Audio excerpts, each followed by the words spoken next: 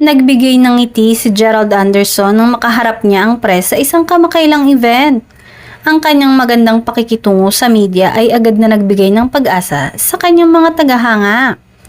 Agad ding tinanong si Gerald tungkol sa matagumpay na pelikula ng kasalukuyan niyang girlfriend na si Julia Barreto at ng kanyang dating ka-love team na si Joshua Garcia. Ang pelikulang ito ay tila sumalamin sa magandang pagsasama ng kanilang dating tampalan na muling bumuhay ng mga alaala sa kanilang mga tagahanga. Ang pelikula ni na Julia at Joshua ay nagkaroon ng malaking tagumpay sa takilya at mabilis na umani ng positibong feedback mula sa netizen.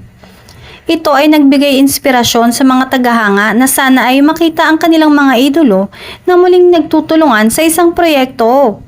Kaya't hindi nakapagtataka na agad na bumungad ang tanong kay Gerald kung may posibilidad ba na muling makapagtrabaho siya sa kanyang dating kapartner na si Kim Chiu. Agad na sumagot si Gerald sa tanong. "Syempre, walang problema sa akin. Kami ni Kim ay talagang nagkakaintindihan at suportado ang isa't isa.